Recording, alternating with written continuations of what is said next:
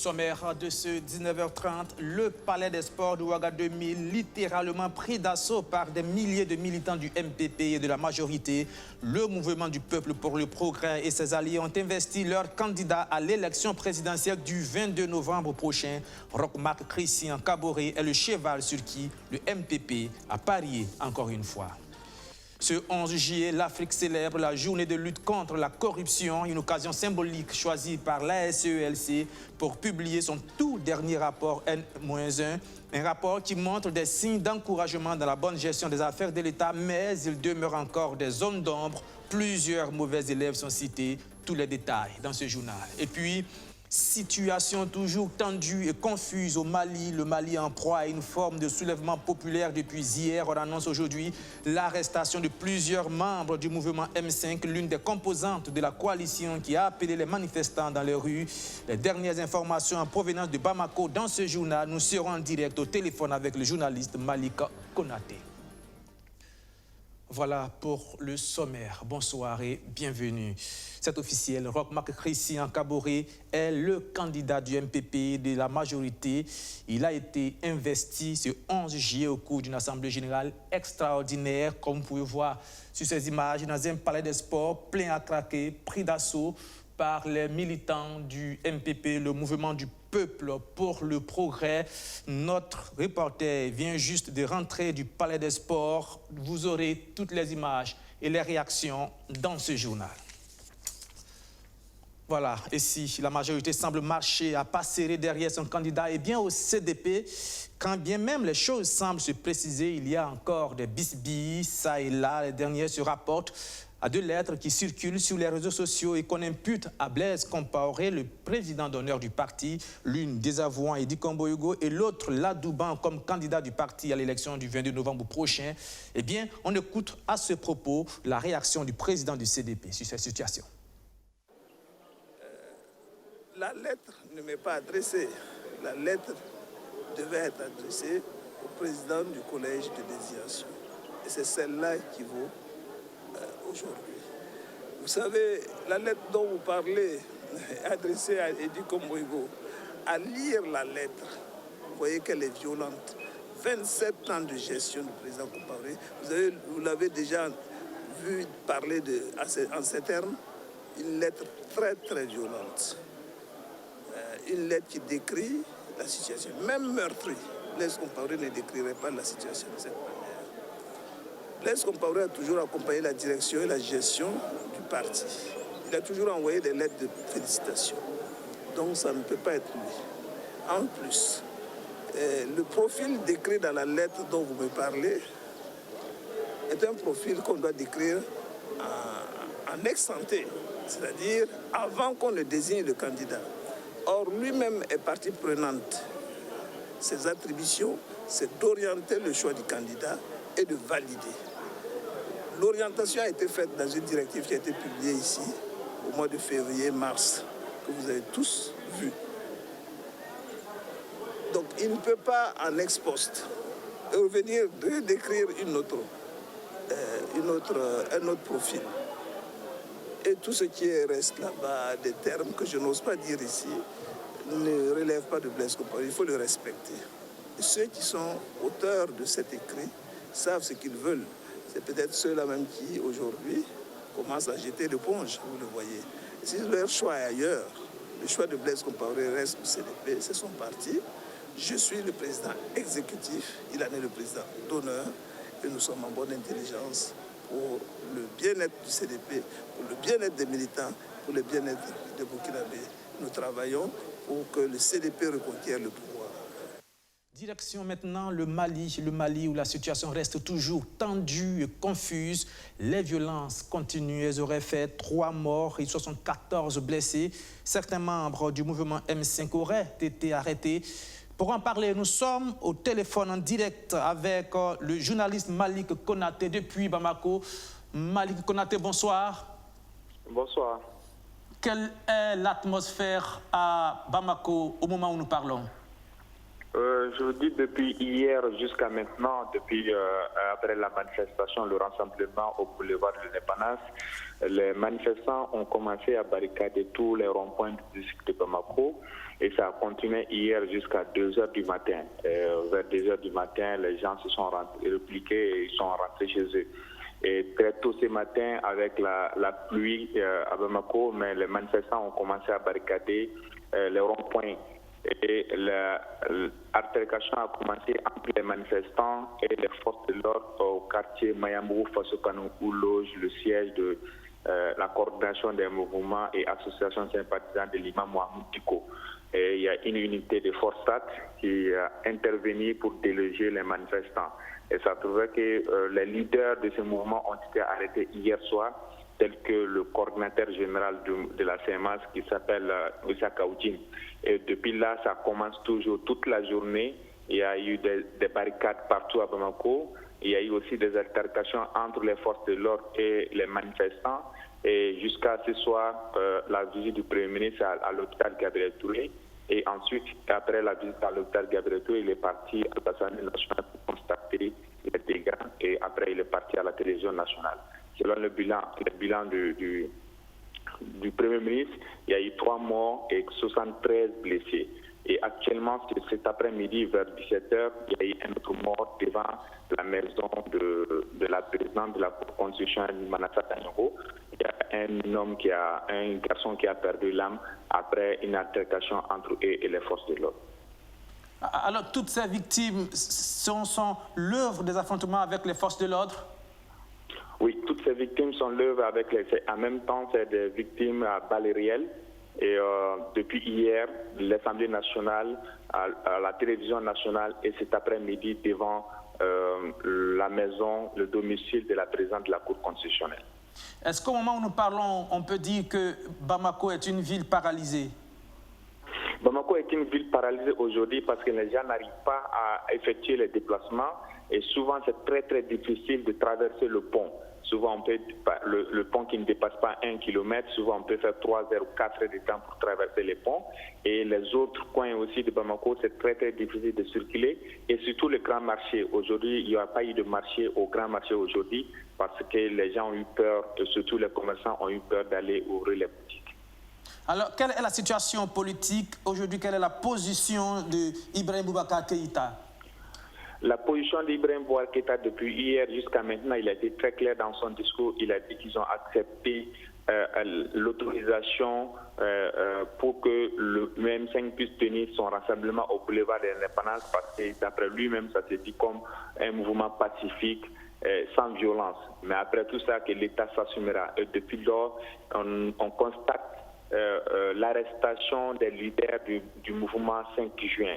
Et actuellement, il y a 4 à 5 personnes du comité stratégique de ce mouvement qui ont été arrêtées. À savoir, il y a le candidat Oumar Diarra qui était l'imam qui a dirigé même la prière d'hier au boulevard de l'Indépendance. Il y a Shogel Kokala Maïka qui est l'ancien ministre. Il y a Maître Moutakatale aussi qui a été arrêté. Il y a Adama Ben Diarra aussi qui a été arrêté. Et il y a professeur Clément aussi qui est arrêté. Et actuellement, les domiciles des mouvements ils ont tous reçu la visite des forces de l'ordre. Donc on peut dire que le gouvernement d'Ibeka ou le régime d'Ibeka est en train d'arrêter les leaders du mouvement. Alors, si les leaders de l'opposition sont maintenant arrêtés, que peut-il se passer dans les heures à venir à Bamako?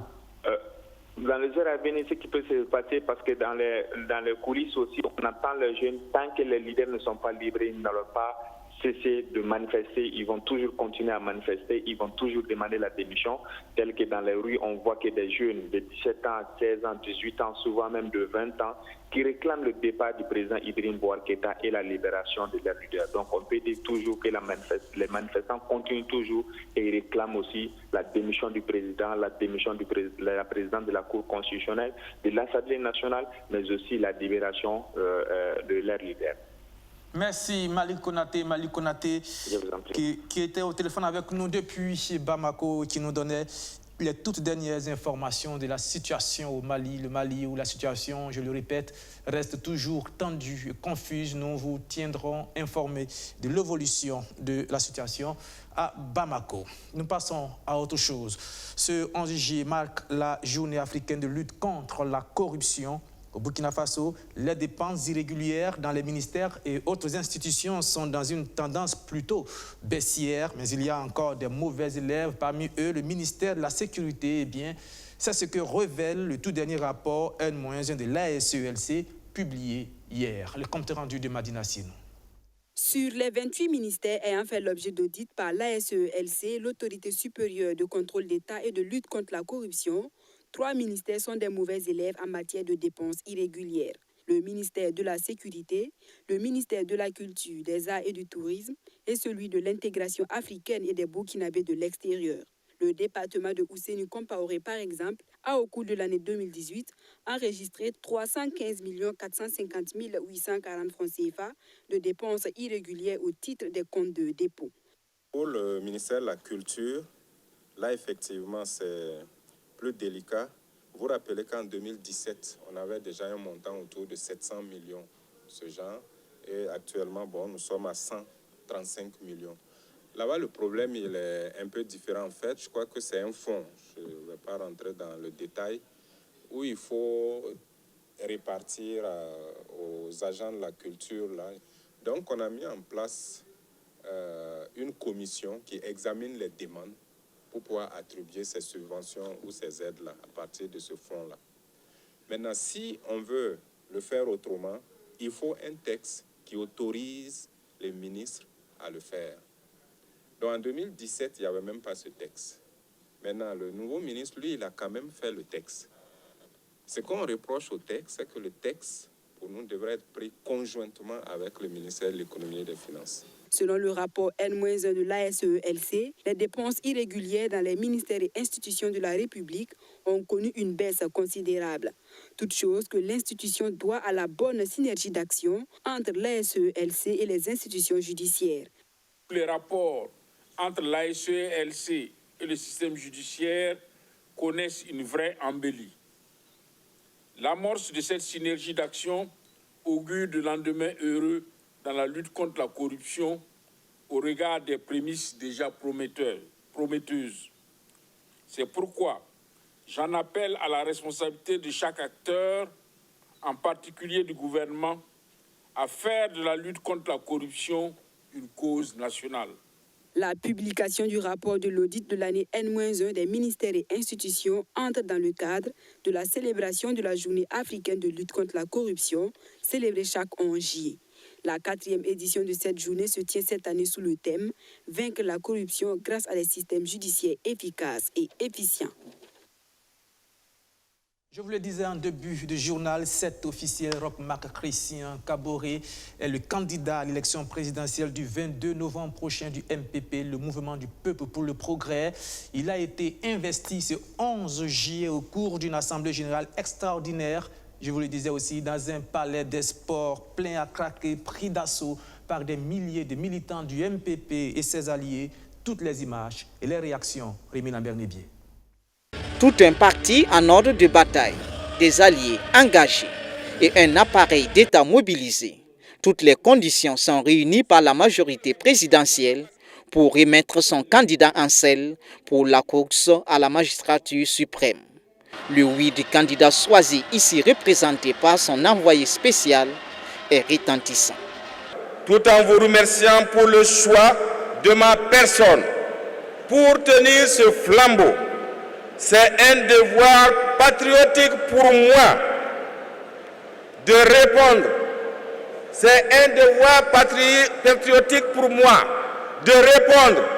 C'est un devoir patriotique pour moi de répondre oui. Encore. Notre victoire à la présidentielle doit nécessairement s'accompagner d'une majorité confortable, stable et cohérente à l'Assemblée nationale. Roch-Marc Christian Kaboré va briguer un second mandat. Environ 70 partis de la mouvance présidentielle soutiennent cette candidature. Un choix éclairé par un premier quinquennat à la hauteur de leurs attentes, affirme-t-il. Procédant à une analyse profonde de la lutte menée par le président Roch-Marc Christian Kaboré et convaincu de la nécessaire consolidation des acquis de notre peuple, nous, partis et formations politiques de la majorité présidentielle, APMP, conscients que nos populations ont toujours eu une confiance plus accrue pour M. Roch-Marc Christian Kaboré et croyant en sa capacité de fédérer tout le monde pour un développement harmonieux de notre pays, soutenons sans réserve la candidature de son Excellence M. Roch-Marc Christian Kaboré.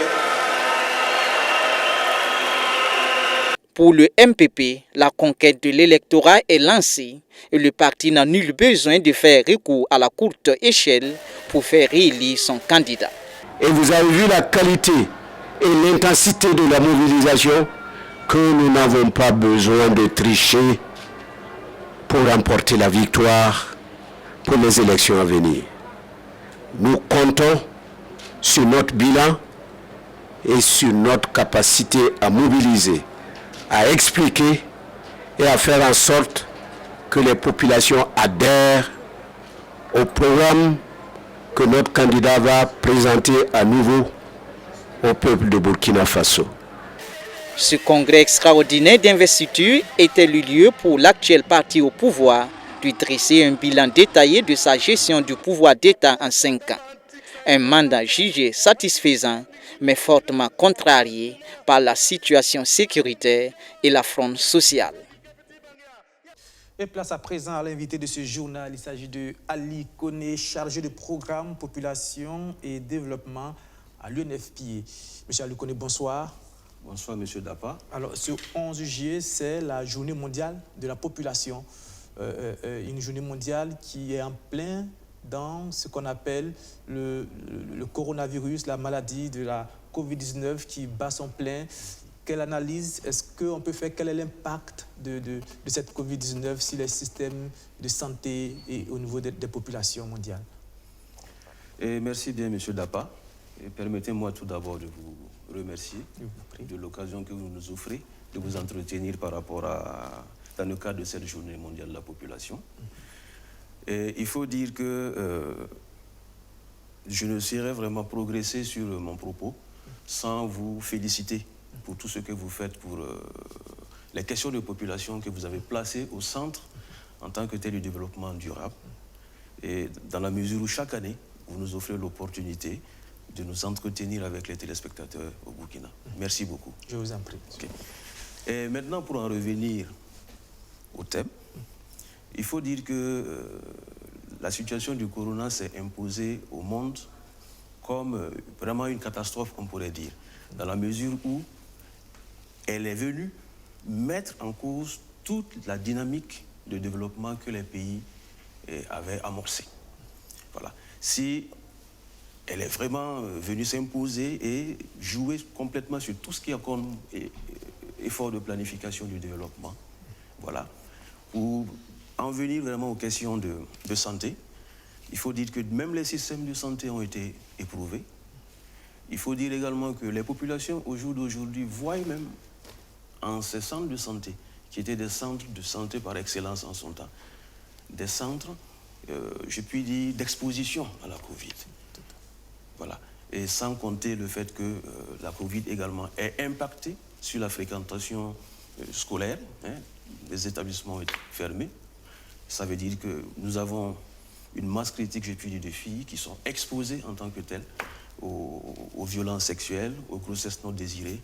Il y a vraiment beaucoup à dire par rapport à l'incidence de cette pandémie sur les questions de santé. Justement, pour les pays en voie de développement ou les pays sous-développés où les systèmes de santé étaient déjà, ma foi, très fragiles, l'impact de la COVID-19 risque d'avoir d'appuyer encore le fossé et de rendre encore plus vulnérables nos systèmes de santé. Oui, absolument. Heureusement d'ailleurs que le gouvernement a pris la question à bras le corps.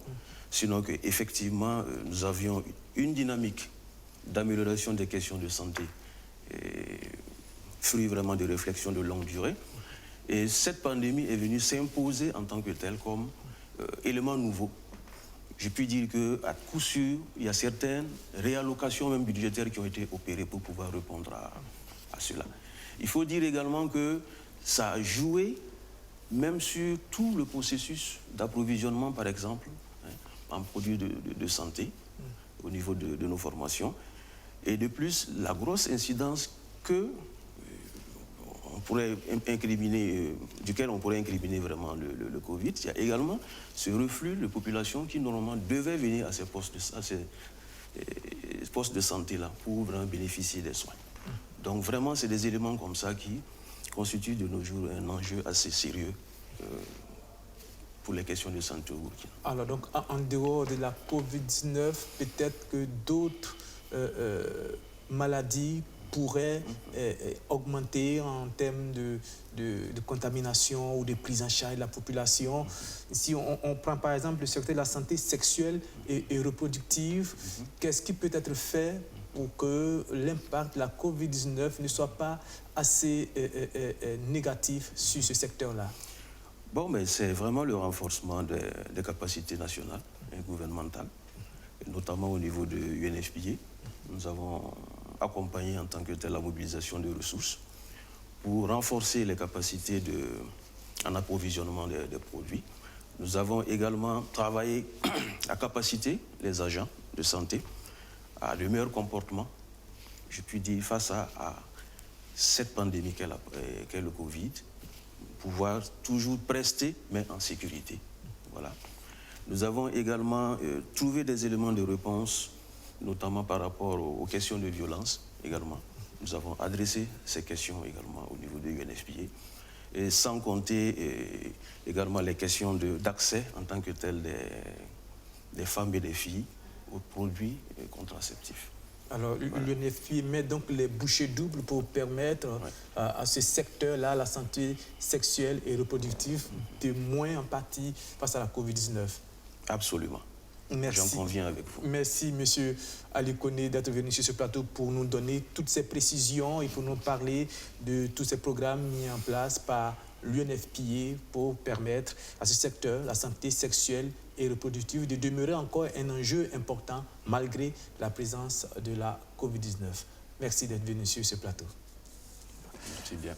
Voilà, et nous poursuivons ce journal qui dit santé, dit aussi prise en charge des populations. On parle maintenant d'infrastructures et de formations qui sont un ensemble indéniable dans le secteur de la santé. C'est ce que symbolise la pose de la première pierre du CHU de l'USTA, l'Université Saint-Thomas d'Aquin. Alexis Belem Nabaye a assisté. Ce coup de trouelle du ministre de la Santé marque la pose de la première pierre du centre hospitalier universitaire de l'Université Saint-Thomas d'Aquin. Un centre hospitalier qui désengorgera les 4 chutes de la ville de Ouagadougou. D'un coût global de 36 milliards de francs CFA, il sera financé par la fondation de l'Université Saint-Thomas d'Aquin, le gouvernement burkinabé et autres donateurs. Ce centre en construction d'architecture R+2 aura une capacité de 400 lits. Le président du FASO, très attaché à la mise à disposition des patients de services et de soins de santé de qualité, sécurisés, centrés sur le patient, est très heureux parce que c'est un édifice qui va venir accompagner la réalisation de certains de ses vœux et dont le vœu que je viens de citer tantôt. Donc nous sommes heureux et c'est le secteur de la santé qui est le plus heureux d'accueillir cet édifice-là qui va venir renforcer l'offre de soins et de services de santé du côté est du Grand Ouaga. Donc nous sommes ravis d'accompagner ce projet. Pour le président du Conseil supérieur de l'Université Saint-Thomas d'Aquin, l'implantation de ce centre est une contribution à l'offre de santé du gouvernement. C'est vraiment une action de grâce au Seigneur qui a permis à l'Église d'implanter cette université catholique Saint-Thomas d'Aquin comme contribution à l'offre d'éducation de notre pays. Et comme je l'ai dit, un seul doigt ne ramasse pas la farine. L'État tout seul ne peut pas répondre de façon immédiate et positive à toutes les attentes de la population. D'où la nécessité de créer un climat de coopération entre toutes les forces vives d'une nation. Et le privé aussi a sa place. C'est signe que la coopération entre le pouvoir et le privé et les différentes structures privées du pays doivent contribuer au bien commun, au bien de la population. C'est ça l'objectif final. À l'issue de cette cérémonie, 24 médecins généralistes de la 7e promotion de la médecine de l'Université Saint-Thomas d'Aquin ont prêté serment. Ils s'engagent dorénavant à se mettre à la disposition de la population qui peine parfois à avoir des soins de qualité par manque de personnel soignant qualifié. Santé encore, eh bien, le plateau technique du CHR de Waïgouya s'enrichit d'une nouvelle infrastructure, une unité de néphrologie et d'hémodialyse offerte par la Fondation Orange. Abdoulazak Traoré. Un immeuble flambant neuf de type R+1 avec des annexes, le tout connecté au réseau électricité, eau et autres fluides médicaux. La Fondation Orange a débloqué 800 millions de francs CFA pour la prise en charge de personnes souffrant de maladies rénales. Dans la région du Nord, plus de 85% des malades rénaux décèdent ou sont perdus de vue du fait de l'absence de centres de traitement ou de manque de ressources. La construction donc de cette unité de néphrologie et d'hémodialyse vient sauver des vies. Donc vous comprenez donc que ce bâtiment-là va permettre justement au CHUR d'offrir des soins, de permettre à ces gens-là d'allonger leur vie et de leur apporter surtout le bien-être, faire en sorte qu'ils puissent se sentir bien à l'aise dans leur corps. Voilà. Les centres que nous avons à Ouaga et à Bobo ne permettent même pas de prendre en charge tous les patients de ces deux régions. Donc, dans chaque région, nous avons comme ambition d'installer un centre d'hémodialyse et de néphrologie. Et Waïgouya est bénéficiaire de ce centre aujourd'hui grâce à l'appui et à l'accompagnement sans cesse de la Fondation Orange, que je saisis l'occasion pour remercier. La Fondation Orange qui parle de mécénat dote ainsi le centre hospitalier universitaire de Waïgouya, troisième structure sanitaire du Burkina Faso, à disposer d'une unité capable de traiter les maladies rénales. C'est un constat très simple. En 2017, quand nous nous sommes intéressés aux questions de reins sur le Burkina, il se trouvait qu'il n'y avait qu'un seul centre de traitement qui se trouvait au niveau de Ouagadougou, donc au CHU Yalgado. Donc dans notre élan de solidarité, mais surtout de mécénat dans le domaine de la santé, la Fondation a essayé de prospecter pour voir quelle peut être son intervention pour pouvoir contribuer à une meilleure prise en charge des malades du rein, tout en diversifiant donc les offres de soins. Après beaucoup de discussions donc avec les partenaires du ministère, nous avons projeté de construire un service de néphrologie dans une des régions du Burkina. Pour l'heure, le joyau n'est pas encore équipé. Les équipements, notamment le mobilier bureautique, est à la charge de l'État, ainsi que les autres aspects des soins. Les contrats ont déjà été signés par le fournisseur, a rassuré le ministre de la Santé. En marge de la remise des clés de cette infrastructure, la Fondation Orange a offert un lot de matériel dans le cadre de la lutte contre la Covid-19. Un don estimé à 150 millions de francs CFA. Tout autre chose, la soirée de la promotion de la performance des entreprises burkinabées a souri aux sociétés de cimenterie. Elles ont ravi de nombreuses premières places de la 9e édition du prix burkinabé de la qualité. Majid Bakoua. Les cimenteries sont au premier rang de l'excellence à cette 9e édition du prix burkinabé de la qualité. Dans la catégorie A qui regroupe les entreprises employant plus de 100 personnes, le trophée de l'excellence est décerné à la société Cimenso de Bobo-Dioulasso. La société Cimfaso implantée à Ouagadougou remporte le premier prix de l'excellence catégorie B, soit celle des entreprises employant entre 20 et 100 personnes. Nous sommes vraiment très ravis de recevoir ce prix d'excellence. Cela vient prouver et récompenser un travail de longue haleine Je pense que toutes les années, vous retrouvez toujours Sim Faso et Simaso au prix burkinabé de la qualité. Et cette année, nous avons reçu le prix d'excellence qui est le plus grand prix. Et cela traduit aussi tout ce que nous faisons chaque jour dans le but de satisfaire les consommateurs. L'édition 2020 des Journées nationales de la qualité et du prix burkinabé de la qualité se veut un moyen de promotion de la culture qualité au Burkina Faso. Je dois reconnaître que l'organisation du concours et cette cérémonie de remise des trophées du prix burkinabé de la qualité, nonobstant le ralentissement économique dû à la crise sanitaire, est une réussite.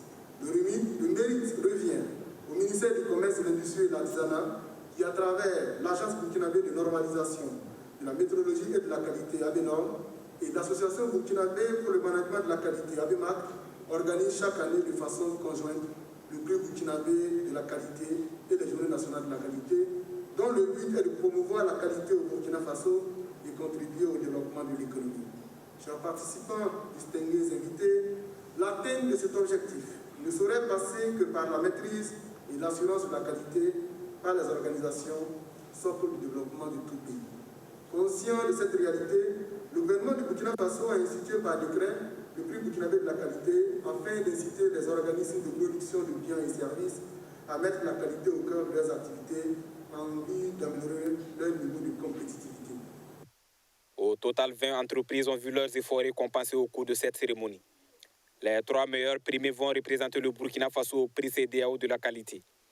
Des prix spéciaux ont également été remis à certaines entreprises pour leurs engagements et leur leadership. Les uns ont bénéficié de bourses d'études, les autres des financements de leurs projets. Ils sont élèves et étudiants. Elles sont membres d'associations féminines qui ont reçu des chèques du programme Bourse et Entrepreneuriat de la CEDEAO. Céline Thiemtoré, Madina Sieno. Ils sont des élèves, des étudiants et des associations ou groupements féminins.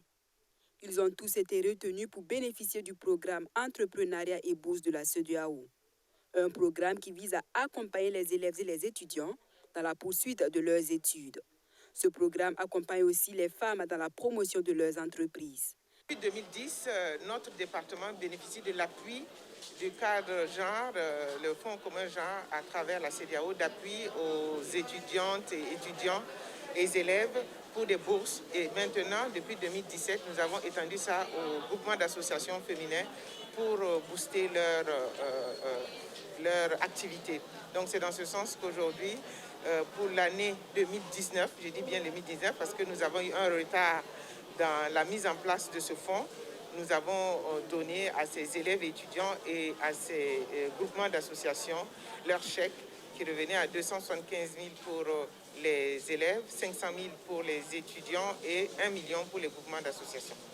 Cet appui couvre toute l'étendue du territoire burkinabé. En tout, je pense à 72 personnes en tout, entre élèves et étudiants, et 11 groupements dans les 13 régions que nous avons sélectionnées. Nous avons voulu que cet appui bénéficie à tous les Burkinabés, que ce ne soit pas une région au détriment d'une autre. Donc nous avons choisi sur toutes les 13 régions des groupements qui se faisaient voir, qui travaillaient, qui étaient dynamiques. Pour la ministre en charge de la femme, ce soutien cadre avec la politique de son département, celle qui consiste à réduire les inégalités sociales du genre. Vous savez, c'est pas la vision du département, c'est la vision de son Excellence le Président du Faso, c'est de réduire les inégalités sociales du genre et de promouvoir la femme comme actrice dynamique du développement.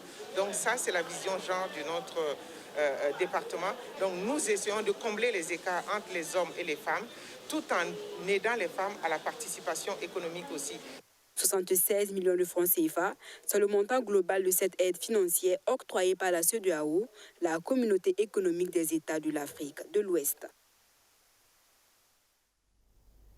Et c'est la fin de ce journal. Merci de l'avoir suivi, merci de votre fidélité renouvelée. Je vous retrouve demain à 19h30 pour un 7 info spécial politique. Nous parlerons de la situation au Burkina Faso avec le report ou pas des élections législatives, de l'investiture du candidat du MPP. On parlera aussi de la situation en Côte d'Ivoire et de la situation au Mali avec bien sûr nos invités qui seront là pour analyser, décrypter. Merci et puis à demain.